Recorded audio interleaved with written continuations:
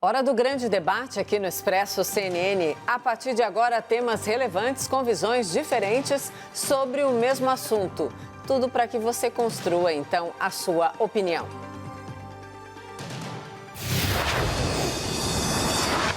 O governo determinou o retorno das perícias médicas nas agências do INSS. Segundo a Secretaria de Previdência e Trabalho, 111 das 169 agências estão aptas a retomar as perícias. Mas os médicos não retornaram e afirmam que o INSS ignora, por exemplo, itens básicos de segurança contra o novo coronavírus. O tema de hoje é: as perícias do INSS devem ser retomadas imediatamente? Os nossos debatedores são Bruno Salles, advogado, mestre em Direito Penal. Boa noite, Bruno. Boa noite, Mona Lisa. E Caio Coppola, bacharel em Direito e comentarista político. Boa noite, Caio. Boa noite, Mona Lisa. Boa noite, doutor Bruno. Boa noite ao espectador da CNN. Boa noite. Hoje quem começa é você, Bruno. Por favor, suas primeiras considerações. Obrigado, Mona Lisa. Minhas amigas, meus amigos, telespectadores, boa noite. Vamos aos fatos. Milhares de brasileiros estão sofrendo com a suspensão do atendimento presencial nas agências do INSS, Brasil afora. Embora tenham sido mantidos alguns atendimentos remotos durante todo esse período, para a liberação de determinados benefícios, o comparecimento presencial é indispensável. O principal caso de exigência de comparecimento presencial é a das perícias médicas, embora tenha algumas outras. O diagnóstico médico para a liberação de auxílio-doença e vários outros benefícios depende de uma perícia médica que deve naturalmente ser pessoal, presencial. Portanto, é imprescindível que se retomem as atividades das agências do INSS o mais rápido possível. Fim do problema? Fim do debate? Não, claro que não. O fato de ser necessário, de ser imprescindível, não quer dizer que é possível.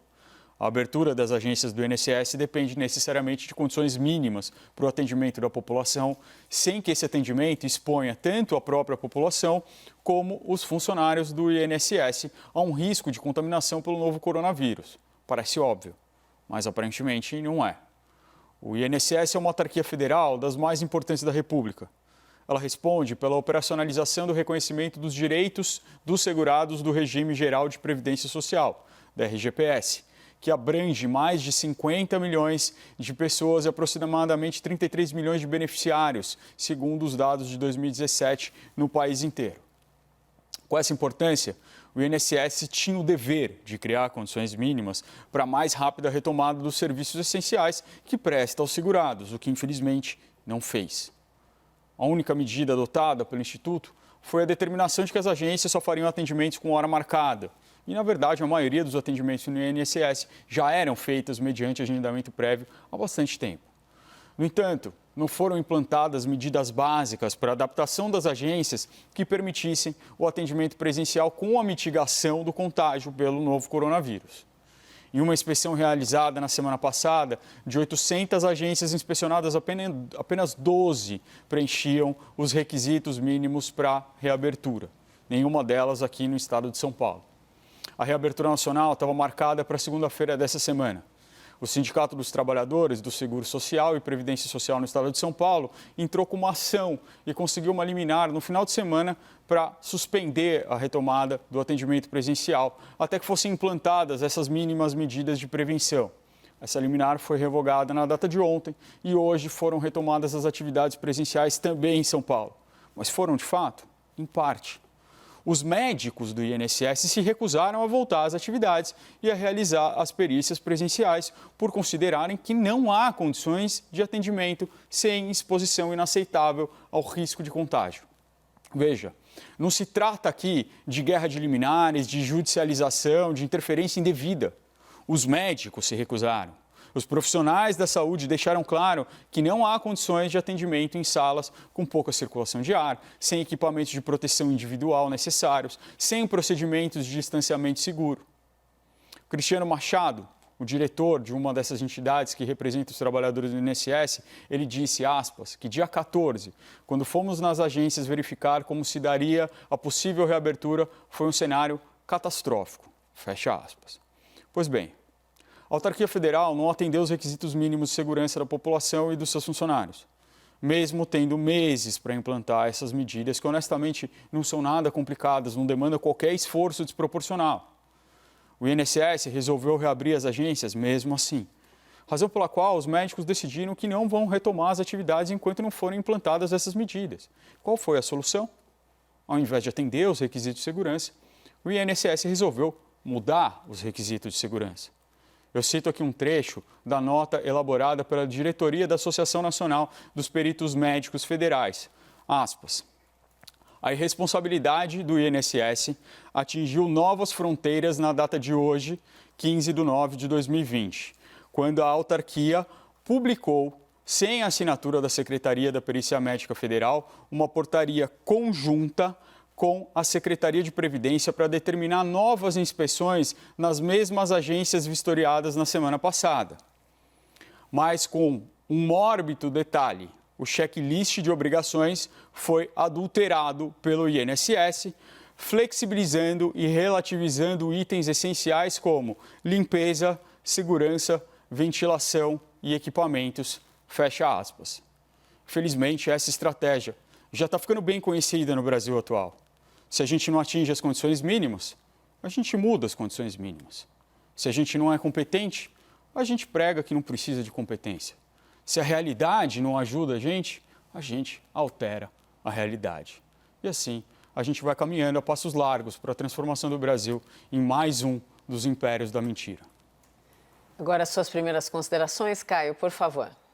Doutor, esse trecho final aí da sua fala se aplicaria ao caso dos presídios lotados, né, e da soltura de bandidos. Não poderia concordar mais. Mas o tema de hoje, ele escancara para o cidadão brasileiro a inversão de valores que impera no custoso e ineficiente serviço público do nosso país. Fica cada vez mais cristalina a postura antirrepublicana de elites da burocracia e de corporações sindicalizadas que há tempo se esqueceram da sua finalidade maior, servir ao público. Vamos lembrar que o lastro jurídico, para o isolamento social, ele decorre de legislação federal aprovada pelo Congresso Nacional e sancionada pelo Presidente da República. Eis o que estabelece a Lei 13.979, a chamada Lei da Pandemia, artigo 3º, incisos 1 e 2. Para enfrentamento da emergência de saúde pública, as autoridades poderão adotar as seguintes medidas: isolamento e quarentena. E por compreender o quão drásticas são essas restrições, o legislador estabeleceu as seguintes condições já no primeiro parágrafo desse artigo. As medidas previstas nesse artigo somente poderão ser determinadas com base em evidências científicas e em análises sobre as informações estratégicas em saúde e deverão ser limitadas no tempo e no espaço ao mínimo indispensável à promoção e à preservação da saúde pública. Portanto, por força de lei, o isolamento social é uma política excepcional vinculada à análise de dados pelas autoridades competentes, no caso o governo, e que deve estar restrita ao mínimo necessário para a proteção da saúde pública, não de indivíduos ou de grupos de interesse. Cada região tem a sua particularidade, mas hoje aqui no Brasil, considerando as médias móveis de 14 e 7 dias, os casos de Covid-19 retrocederam 21% e os óbitos de pacientes com coronavírus caíram 10%. Essa queda, ela tem sido uma constante no último mês. Só 2 estados da federação estão em estágio acelerado na pandemia. Os demais registram status estável ou desacelerado. E além dos números decrescentes da Covid-19, as redes hospitalares elas não estão saturadas, o que significa, em tese, que não faltará atendimento nem leito para nenhum infectado. E só um parênteses aqui, percebam que o fenômeno da redução de casos e de óbitos, surpreendentemente, coincide com a flexibilização da quarentena. Seja ela por iniciativa das autoridades, pressionadas por questões econômicas, seja ela fruto da livre escolha do cidadão, como no caso das praias lotadas no feriado.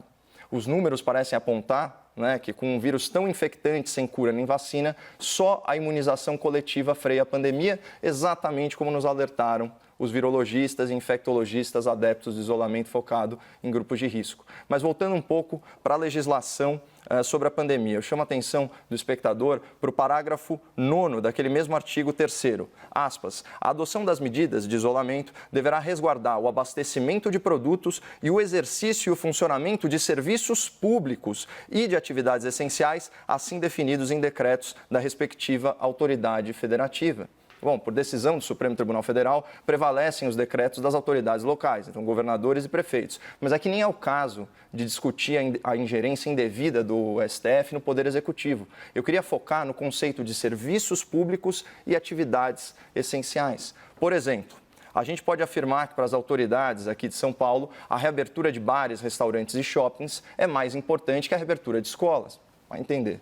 Aliás, finalmente, educadores de prestígio estão saindo do armário ideológico e se libertando dos grilhões lacradores do Fique em Casa, em defesa das nossas crianças. Eu recomendo que o espectador leia a entrevista da psicóloga Viviane Sena, irmã do nosso herói nacional Ayrton Senna, publicada pela Folha de São Paulo, com o seguinte título, aspas, está claro que a reabertura das escolas não agrava a pandemia. Para especialista em educação, ensino não está sendo priorizado. O impacto de fechamento longo é imenso. Esse conteúdo ele é muito informativo, porque a presidente do Instituto Ayrton Senna, segundo a própria jornalista entrevistadora, veio, aspas, armada de estudos sobre a pandemia no mundo. Então, embasando aí de forma irrefutável as suas conclusões.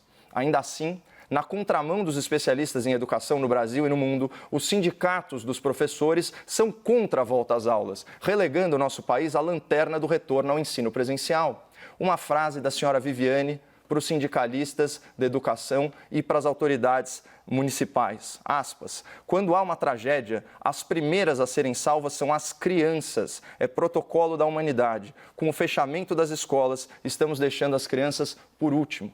E que triste é saber, né? Que triste é saber que para tantos servidores públicos da área da educação, a educação não é uma atividade essencial. Mas é injusto restringir a crítica aos professores do emburreça em casa, né? Porque, embora eles gozem de estabilidade no emprego e salário em dia, né? Isso nem se compara, né? A remuneração deles nem se compara aos vencimentos exorbitantes, muitas vezes acima do teto constitucional da elite do judiciário, que não teve nenhum impacto na sua renda durante a pandemia, sem dúvida, o maior caso de imunidade financeira ao vírus no Serviço Público Nacional. E pior, para fechar aí com chave de latão, né, a sua controversa passagem como presidente do STF, o senhor Dias Toffoli, na qualidade de presidente do CNJ, determinou que tribunais regionais comprassem 1/3 de férias de cerca de 16 mil juízes, uma despesa extra aí de centenas e centenas de milhões de reais em plena crise. E falando, né, de novo aí em sindicalização, o Dr. Toffoli tomou essa medida perdulária atendendo a um pedido da AJUF, né, Associação dos Juízes Federais, cujo presidente, o doutor Eduardo André Brandão de Brito Fernandes, deu a seguinte declaração sobre o direito de vender as férias ao Estado, aspas, para ter direitos iguais aos trabalhadores comuns, que todos têm, a gente tem muita dificuldade. Olha, doutor, eu é que tenho dificuldade de entender a sua declaração. Porque se você realmente quiser a experiência do trabalhador comum, né, do trabalhador do setor privado, troque as suas férias de 60 dias por 30 dias. Abra mão do recesso forense, desista dos feriados exclusivos do judiciário que vocês manipulam para criar feriadões e perca a renda durante a pandemia como 2/3 da população economicamente ativa. Bom, como acabei falando sobre muita coisa, é importante costurar a linha de raciocínio em 3 pontos. Primeiro, a lei estabelece que medidas de isolamento social são excepcionais e não se aplicam a atividades que a sociedade, representada pelas suas autoridades, considerem essenciais. Segundo, com as devidas ressalvas, a pandemia está sob controle, com o número de casos e óbitos em retrocesso e a rede hospitalar apta a atender novos pacientes. Terceiro, apesar disso, mesmo no caso de serviços públicos de natureza essencial, como o ensino e a justiça, as corporações, os sindicatos e afins têm atuado contra o interesse público sem dar a sua devida contribuição ao esforço nacional de combate à pandemia. E aqui a gente chega ao âmago da questão em discussão hoje.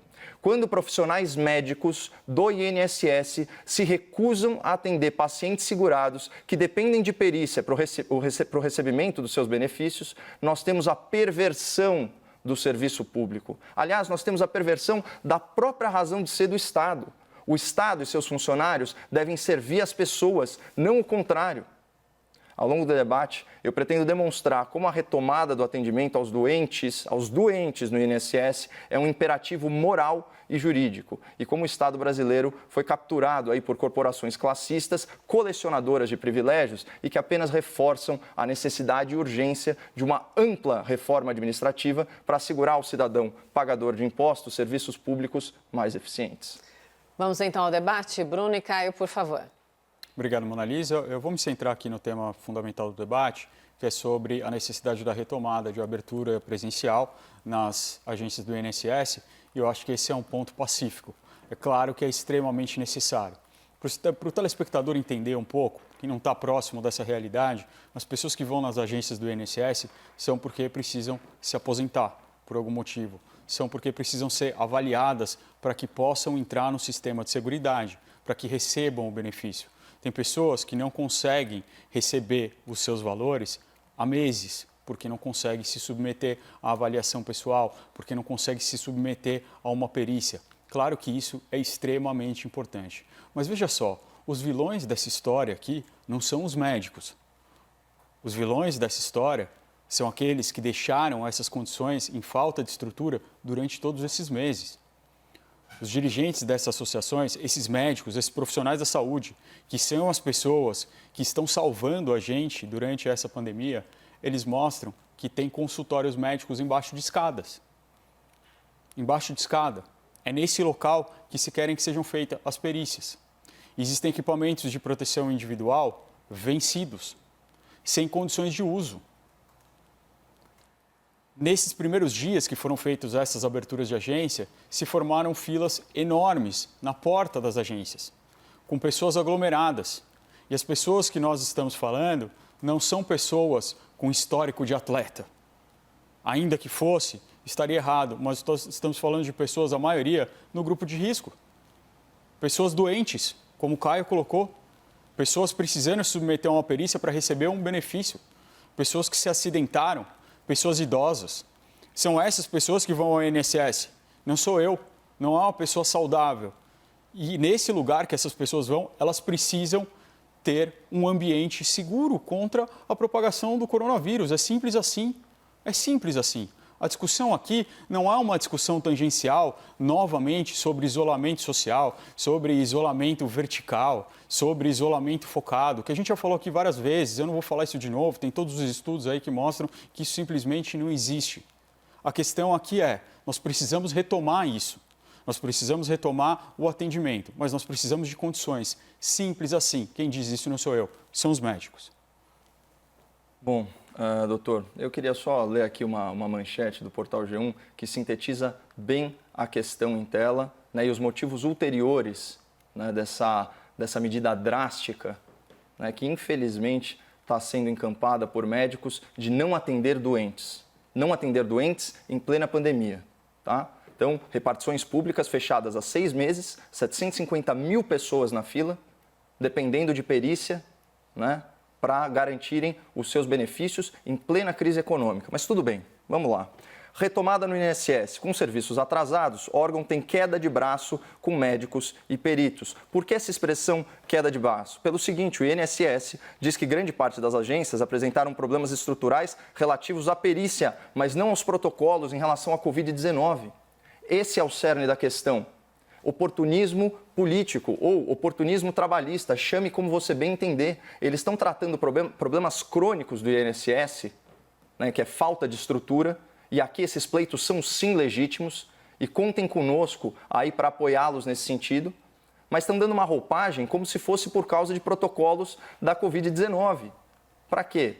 Para trazer a opinião pública para si, mas não é esse o caso. Você trouxe aqui a versão né, dos representantes desses médicos, então vamos trazer a versão do INSS na nota oficial. Informamos ainda que grande parte das agências apresentaram problemas estruturais relativos à perícia, tudo aquilo que você se referiu, mas não aos protocolos de segurança em relação à Covid-19. Né? Exemplos, rota de fuga para o perito. Isso não impede a abertura para os demais serviços que foram oferecidos normalmente desde amanhã, ou que deveriam ter sido oferecidos normalmente desde a manhã dessa segunda-feira. né? E, nesse mesmo sentido, quando a gente pega a fala do senhor Francisco Cardoso, que é vice-presidente da Associação Nacional de Médicos Peritos, né, a ANP, ele fala exatamente isso. Né? Ele disse o seguinte: não há como separar problema relacionado à Covid dos demais problemas antigos. Né? Ele diz o seguinte: a Covid-19 exige que o INSS fique em dia com coisas que há anos vínhamos cobrando e eles se faziam de surdos. Agora é a nossa vida e a dos segurados em jogo, não se negocia isso. E complementando, desculpa me estender, Mona Lisa, quando o INSS apresentar a lista de agências reformadas aptas à vistoria, certo? Permitindo que, enfim, volte o fluxo de inspeções, voltaremos a fazer as vistorias. Até lá, nenhum perito médico federal irá se reapresentar nas agências e nos manteremos no trabalho remoto. Então, quando você fala, doutor, que eles estão aí na linha de frente, eles não estão há 6 meses sem atender os segurados. Então, é um grande absurdo, até se a gente pensar sobre a natureza do serviço médico e a natureza do serviço público. Caio. Ainda que as condições não sejam ideais, existe um imperativo moral aqui, além de jurídico, para que haja prestação de serviço. Não é a hora de fazer barganha sindical. Bruno, por favor. Obrigado, Mona Lisa. Bom, parece que os médicos aqui são grandes vilões, parecem que eles estão se recusando a atender pessoas que estão doentes pedindo ajuda. Em primeiro lugar, o INSS não é um hospital. As pessoas não vão lá ser atendidas pelos médicos para serem curadas, para se submeterem a tratamentos. Elas vão lá para ser avaliadas, para ser perícia médica. Então, a gente não pode dizer que eles estão se recusando a atender doentes. Eles estão se recusando a fazer as perícias médicas para que os doentes não se tornem mortos. Tão simples quanto isso.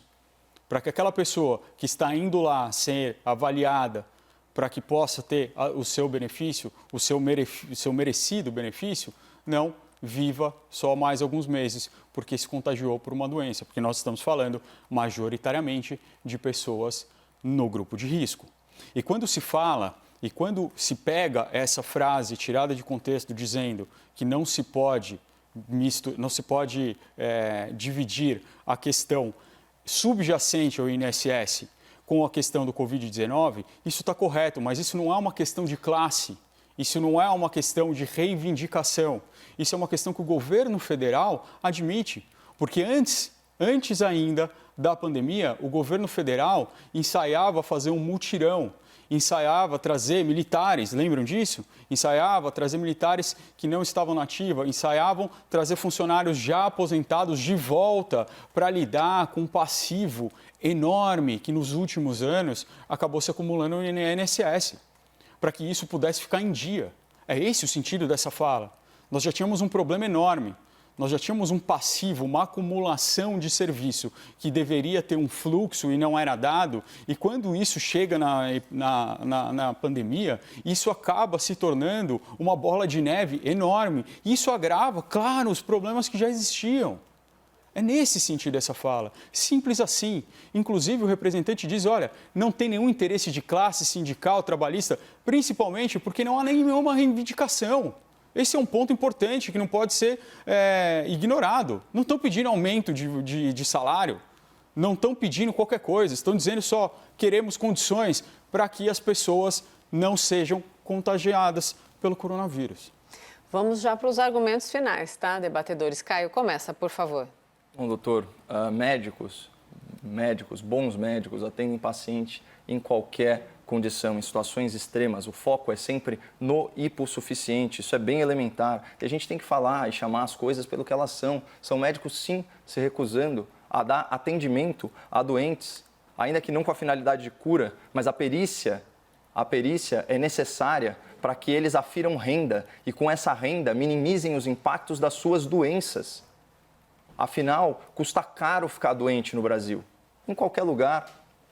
Não tem como a gente se alienar dessa realidade. E é o seguinte, né? Isso daí é um negócio que não deveria ser questão de ideologia, de ficar fazendo crítica ao governo. Tem uma fala aqui excepcional do jornalista José de Souza. Ele diz o seguinte: deve haver escondido nos subterrâneos do INSS uma escola de ineficiência, de desrespeito, de humilhação. Não é possível que os responsáveis por esse órgão já nasçam com tanta tarimba. Esse instituto é hoje o local onde há maior possibilidade de se criar um órgão público inteiramente novo, porque caos não falta. Há de tudo, menos respeito com a clientela. Ocorre que a clientela nada mais é do que o cidadão no momento de vulnerabilidade.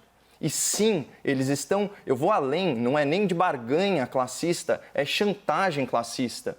Não vou atender 750 mil pessoas vulneráveis enquanto você não atender às minhas exigências de anos, né? Colocando, espremendo agora, num momento crítico, esse tipo de barganha que, ainda que legítima, se torna muito ilegítima por causa da situação. É uma vergonha médicos que se recusam a atender pacientes, professores que se recusam a dar aula para aluno, juízes que se recusam a fazer expediente e andar com os processos. É simples assim. Tem que mudar a mentalidade do serviço público no Brasil e, por isso, é premente uma reforma administrativa para que o gestor público possa fazer gestão de pessoas como não conseguem fazer aqui no caso desses médicos rebeldes que não estão atendendo a população vulnerável. Seus argumentos finais, Bruno, por favor. Obrigado, Mona Lisa. É claro que o problema do INSS é um problema histórico. Há um problema de ineficiência histórico desde quando ele não chamava INSS. As filas do INPS, elas na década de 90 eram até folclóricas aqui no Brasil.